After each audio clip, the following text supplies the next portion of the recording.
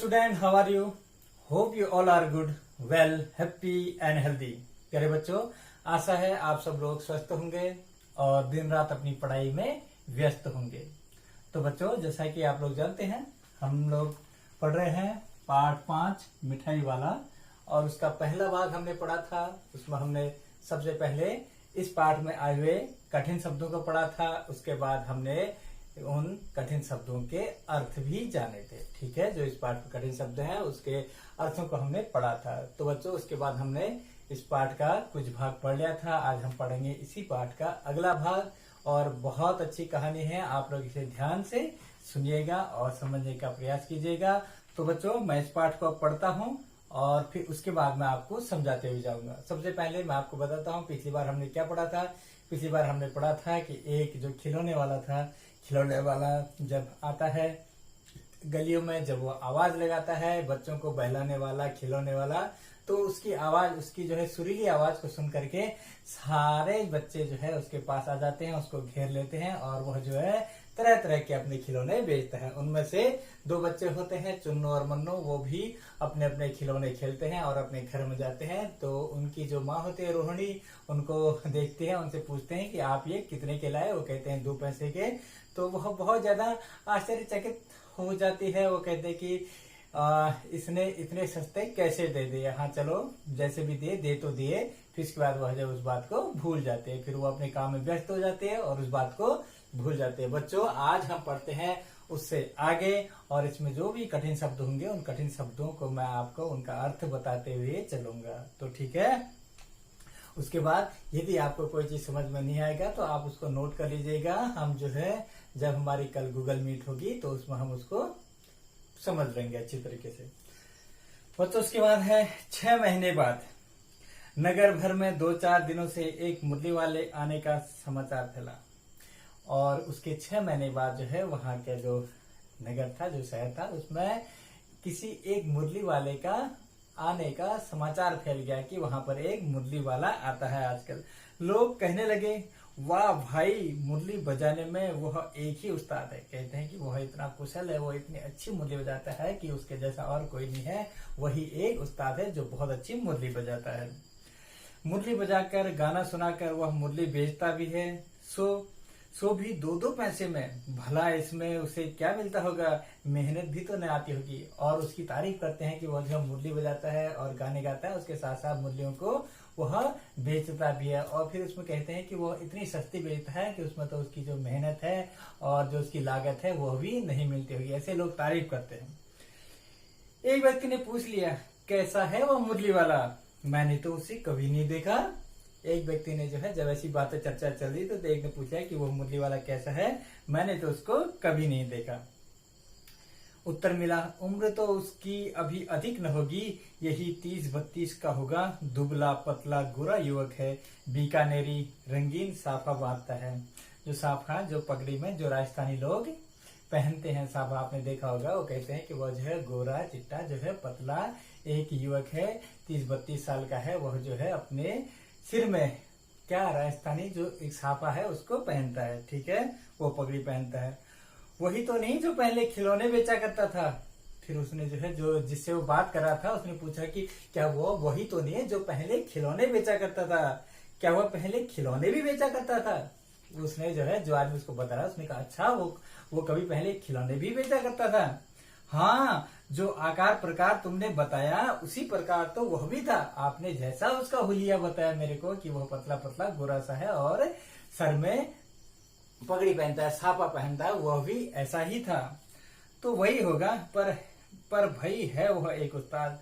लेकिन वो कहता है कि आदमी, हाँ वही होगा, लेकिन वो है बहुत उस्ताद, कुशल है वह, जो बहुत अच्छी मुरली बजाता है। दिन प्रतिदिन इसी प्रकार उस मुरली वाले की चर्चा होती। प्रतिदिन नगर की प्रत्येक गली में उसका मादक मृदुल स्वर सुनाई पड़ता। बच्चों को बहलाने वाला मुरलिया वाला। पहले वह क्या बोलता था? बच्चों को बहलाने वाला खिलौने वाला। फिर वो कहता है कि बच्चों को बहलाने वाला मुरलिया वाला। यानी कि रोज जो है उस मुरली वाले की जो आवाज थी, जो मादक, जो सुरीली आवाज थी, मादक मृदुल मतलब बहुत कोमल आवाज थी, और मादक का मतलब नशीली, जिसको सुनकर के आदमी मंत्रमुग्ध हो जाए, ऐसी आवाज थी। वह जो है नगर में प्रत्येक गली में आता और जो है यह आवाज जगह था कि बच्चों को बहलाने वाला मुरलिया वाला। रोहिणी ने भी मुरली वाले का यह स्वर सुना, तुरंत ही उसे खिलौने वाले का स्मरण हो आया। जैसे ही रोहिणी ने उसकी आवाज सुनी तो उसको जो है उस खिलौने वाले की याद आ गई। स्मरण हो आया मतलब उसकी याद आ गई। उसने मन ही मन में कहा, खिलौने वाला भी इसी तरह गा गा कर खिलौने बेचा करता था। जब खिलौने वाला पहले उनकी गली में आता था तो उसको याद आया कि हाँ, वह खिलौना भी तो ऐसे ही गा गा करके अपने खिलौने बेचा करता था और उसकी भी आवाज ऐसी ही सुरीली थी। रोहिणी उठकर अपने पति विजय बाबू के पास गई। जरा उस मुरली वाले को बुलाओ तो चुन्नू मुन्नू के लिए ले लूं। क्या पता वह फिर इधर आए ना आए, वे भी जान पड़ता है पार्क में खेलने निकल गए हैं। तो वह जो है, जो रोहिणी है, वह इतने में जब उसका सुर सुनती है तो वह अपने पति विजय बाबू के पास जाते हैं। वो कहते हैं कि जरा उस मुरली वाले को बुलाओ तो सही, उससे जो है चुन्नू मुन्नू के लिए मैं भी मुरली ले लूं। क्या पता फिर बाद में वो इस गली में आएगी ना आए, और बच्चे भी अभी बाहर खेलने चले गए हैं। ठीक है। विजय बाबू एक समाचार पत्र पढ़ रहे थे। उसी तरह उसे ले हुए वे दरवाजे पर आकर मुरली वाले से बोले, क्यों भाई, किस तरह देते हो मुरली? ऐसे जब विजय बाबू, आपको थोड़ा बहुत जब आप कल्पना कर पा रहे होंगे, आपके पिताजी या दादाजी जब बैठे रहते हैं, अखबार पढ़ते हैं, जब कोई उनको डिस्टर्ब करता है तो क्योंकि वो अखबार में बहुत ज्यादा मशगूल रहते हैं, तो यानी कि व्यस्त रहते हैं, जब वो कोई उनसे कहता है तो वो अखबार को साथ लेके ही चल देते हैं। ऐसे ही विजय बाबू ने भी किया। जैसे उन्होंने कहा कि उस मुरली वाले को बुला, तब वो बाहर गए अखबार को हाथ में पकड़ते हुए, तो बोले, तो भाई ये देखिए क्या बोलते हैं वो, क्यों भाई, किस तरह देते हो मुरली? मुरली कितने रुपए की देते हो? किसी की टोपी गली में गिर पड़ी, किसी का जूता पार्क में छूट गया और किसी की सूतनी ही ढीली होकर लटक आई है। इस तरह दौड़ते हाँफते हुए बच्चों का झुंड आ पहुंचा। एक स्वर से सब बोल उठे, अम्बी लंदे मुल्ली और अम्बी लंदे मुल्ली। यानी कि बच्चे उसकी आवाज को सुन करके इतनी जल्दी जल्दी भागे आए कि किसी का जो है जूता वहीं छूट गया, किसी का पैजामे का नाड़ा ही ढीला हो गया।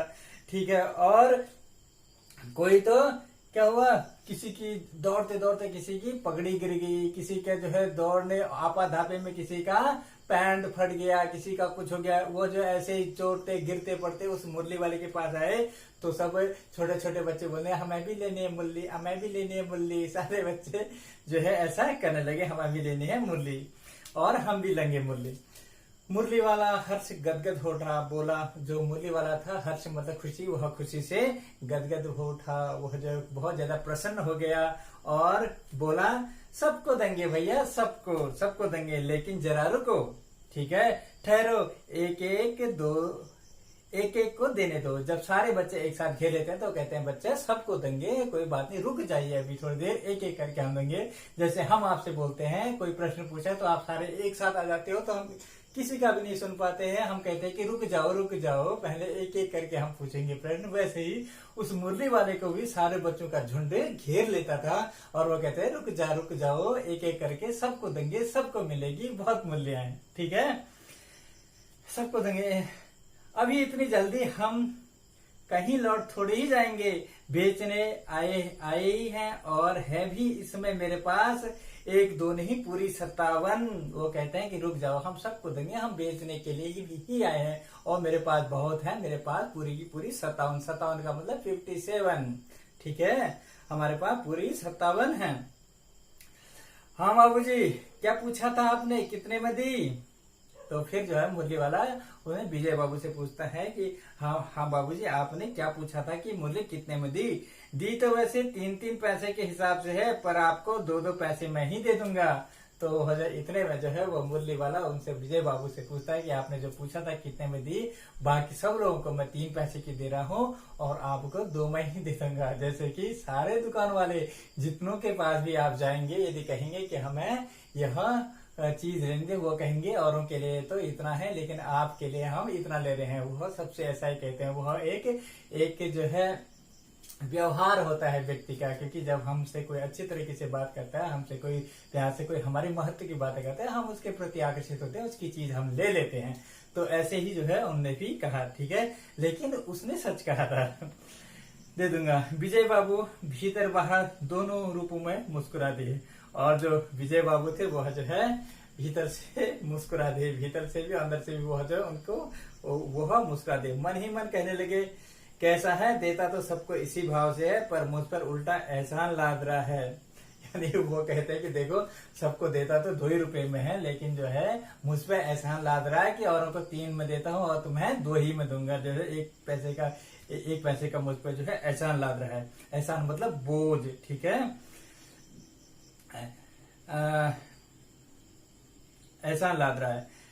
फिर बोले, तुम लोगों की झूठ बोलने की आदत होती है, देते होगे सही को देते होगे सभी को 2-2 पैसे में, पर एहसान का बोझ मेरे ही ऊपर लाद रहे हो। वो कहते हैं कि तुम लोगों को जो है, जो तुम बेचने वाले होते हैं, तो आप लोगों को झूठ बोलने की बहुत आदत होती है। देते तो सभी को एक ही रेट में हो, लेकिन जो है मुझ पर जो है अलग से एहसान लाद रहे हो कि सबको मैं जो है 3 में देता हूँ, आपको 2 में ही दे दूंगा, ठीक है। मुरली वाला एकदम अप्रतिभ हो उठा। अप्रतिभ का मतलब होता है प्रतिभाहीन, यानी वह जो है उदास हो गया, निराश हो गया उनकी बातों को सुन करके, क्योंकि वह जो है दिल से दे रहा था, सस्ती में दे रहा था, और जो है जब उनने ऐसा कहा तो उसका दिल टूट गया और वह जो बहुत एकदम से उदास हो गया, यानी अप्रतिभ हो गया, ठीक है, प्रतिभाहीन हो उठा। बोला, आपको क्या पता बाबूजी कि इसकी असली लागत क्या है। वो बोलने लगा, बाबूजी आपको क्या पता कि इस मुरली की असली लागत क्या है। यह तो ग्राहकों का दस्तूर ही होता है कि दुकानदार चाहे हानि उठाकर चीज क्यों न बेचे, पर ग्राहक यही समझते हैं दुकानदार मुझे लूट रहा है। स्वाभाविक सी बात है, क्योंकि जब आप दुकान में जाते हैं तो वह अपना घाटा क्यों करेगा। मान लिया जाए यदि कोई दुकानदार अपना घाटा करके भी दे रहा होगा तो हम लोग यही समझते हैं कि हमसे ये घाटा क्यों खाएगा, हमें ही लूट रहा होगा। इसलिए वो भी कहते हैं कि मान लिया जाए दुकानदार जो है अपना घाटा भी खा ले, तो जो ग्राहक होते हैं वो यही सोचते हैं कि ये हमें लूट रहा है, यही समझते हैं कि दुकानदार मुझे लूट रहा है। आप भला काहे को विश्वास करेंगे, लेकिन सच पूछिए तो बाबूजी असली दाम में 2 ही पैसा है। आप कहीं से 2 पैसे में ये मुरली नहीं पा सकते। मैंने तो पूरी 1000 बनवाई थी, तब मुझे इस भाव में पड़े हैं। वो बोला कि बाबूजी यह इसका जो असली दाम है वह 2 ही पैसा है, और मैं इसमें कोई भी अपना मुनाफा नहीं ले रहा हूँ, और 2 पैसे में मुझे यह इसलिए मिली क्योंकि मैंने यह जो एक साथ 1000 बनवाई थी। अगर आपको कहीं दूसरी जगह 2 पैसे में कहीं भी नहीं मिलेगी। वह जो है सच्चे मन से कहता, सच्चे भाव से कह रहा था, ठीक है, क्योंकि वह जो है सस्ते में ही बेच रहा था। हाँ, यह मुझे इस भाव पर पड़ी है। विजय बाबू बोले, अच्छा मुझे ज्यादा वक्त नहीं, जल्दी से 2 निकाल दो। 2 मुरलियां लेकर विजय बाबू फिर मकान के भीतर पहुंच गए। मुरली वाला देर तक उन बच्चों के झुंड में मुरलियां बेचता रहा। उसके पास कई रंग की मुरलियां थी। बच्चे जो रंग पसंद करते, मुरली वाला उस रंग की मुरली निकाल देता है। इसके बाद विजय बाबू तो खरीद के आ गए और वह जो उन बच्चों को मुरलियां बेचते रहा। जो बच्चे जिस रंग की पसंद करते उसने उस रंग की उनको दे दी। यह बड़ी अच्छी मुरली है, यह ले लो बाबू। राजा बाबू तुम्हारे लायक तो बस यह है। हाँ भैया तुमको वही देंगे, ये लो। तुमको वैसी चाहिए ना, ले। नारंगी रंग की, अच्छा यही लो। ले आए पैसे, अच्छा ये लो, तुम्हारे लिए मैंने पहले से ही यह निकाल के रखी थी। तुमको पैसे नहीं मिले, तुमने अम्मा से ठीक तरह से नहीं मांगी होगी। धोती पकड़कर पैरों में लिपट कर अम्मा से पैसे मांगे जाते हैं बाबू। हाँ फिर आओ, अब की बार मिल जाएंगे। नहीं फिर जाओ, अब की बार मिल जाएंगे। ध्वनि है, यानी कि वह जो है बच्चों से तरह तरह की बातें करता है। और एक बच्चा था, यहाँ किससे कहते हैं कि लो ये ले लो, तुम यही ले लो, और बाबू ये ले लो, सो कर लो। और जो है एक बच्चा जो आता है कि उसको पैसे नहीं मिलते हैं, तो फिर वो उनको समझाता है कि पैसे ऐसे थोड़ी मिलते हैं, अम्मा की धोती पहन करके उनके पैरों में पड़ना पड़ता है तब मिलते हैं। फिर वह जो है ध्वनि लेकर के आया, तो उनसे कहते हैं कि हाँ ले आए ध्वनि, तो क्या हुआ, ये लो पैसे वापस लो, ठीक हो गया ना हिसाब, मिल गए पैसे। देखो मैंने तरकीब बताई, यानी मैंने तुम्हें तरकीब बताया, मिल गए। अच्छा अब तो किसी को नहीं लेना है, सब ले चुके। तुम्हारी माँ के पास पैसे नहीं है, अच्छा तुम भी यह लो। अच्छा तो अब मैं चलता हूँ। यह जो ऐसे ऐसे बेचता है और अंत में एक बच्चे से कहता है कि जिस बच्चे के पास पैसे नहीं थे उससे कहा तुम्हारी माँ के पास पैसे नहीं है तो कोई बात नहीं, यह लो, जो ये मुरली है यह भी तुम ले लो, ठीक है। इस तरह मुरली वाला फिर आगे बढ़ गया और इस तरीके से वो जो मुरली वाला है उस गली से आगे बढ़ गया। आज अपने मकान में बैठी हुई रोहिणी मुरली वाले की सारी बातें सुनती रही। आज भी उसने अनुभव किया बच्चों के साथ इतने प्यार से बातें करने वाला फेरी वाला पहले कभी नहीं आया। फिर वह सौदा भी कैसा सस्ता बेचता है। सौदा मतलब जो सामान बेचता है, ठीक है। भला आदमी जान पड़ता है, समय की बात है, जो बेचारा इस तरह मारा मारा फिरता है, पेट जो न कराए सो थोड़ा। यानी कि वह जो है उसकी बातों को सुनती है और जब देखती है कि वह जो है बहुत सस्ते में अपनी चीजें बेचता है और बच्चों के साथ बहुत प्यार से रहता है, तो वह जो है उसकी बातों को जो है बार बार उसके मन में उसी की बातें आने लगती हैं, ठीक है। और जो है उसको उस पर दया भी आते हैं कि ये जो है मनुष्य को जो है परिस्थितियां क्या क्या नहीं करा देती हैं। इसी समय मुरली वाले की क्षीण स्वर दूसरी निकट की गली से सुनाई पड़ा, बच्चों को बहलाने वाला मुरली। और जो है इसी समय जो है उस मुरली वाले की आवाज, बहुत कम आवाज जो है दूसरी गली से उसके कान में सुनाई पड़ी कि बच्चों को बहलाने वाला मुरलिया वाला। रोहिणी इसे सुनकर मन ही मन कहने लगी, और स्वर कैसा मीठा है इसका। बहुत दिनों तक रोहिणी को मुरली वाले का वह मीठा स्वर और उसके बच्चों के प्रति वो स्नेह शक्ति बातें याद आती रही। स्नेह शक्ति मतलब उसके बच्चों के प्रति वो प्यार भरी बातें, उसकी जो प्यार से बात करता था, स्नेह से बात करता था, वह जो है प्रेम में डूबी हुई बातें उसकी बहुत याद आती थी, ठीक है, आती रही। महीने के महीने आए और चले गए, फिर मुरली वाला नया, धीरे धीरे उसकी स्मृति भी क्षीण होगी। और बहुत समय हो गया, महीने बीत गए, सालों बीत गए, वह मुरली वाला फिर दोबारा नहीं आया और धीरे धीरे उसकी यादें भी कम होगी, क्षीण होगी, समाप्त होगी, उसे वह भूल गई। 8 माह बाद, फिर जो है 8 माह के बाद क्या हुआ देखिए। सर्दी के दिन थे, रोहिणी स्नान करके मकान की छत पर चढ़कर आजानुलंबित केश राशि सुखा रही थी। सर्दी के दिन थे और रोहिणी अपने मकान की छत पर आजानुलंबित मतलब घुटनों तक लंबे केश राशि मतलब बाल सुखा रही थी। इस समय नीचे की गली में सुनाई पड़ा, बच्चों को बहलाने वाला मिठाई वाला। वही जो था, जो पहले खिलौने लेके आता था, फिर मुरली लेके आया, अब वही बच्चों को बहलाने वाला मिठाई वाला बन के आ गया है।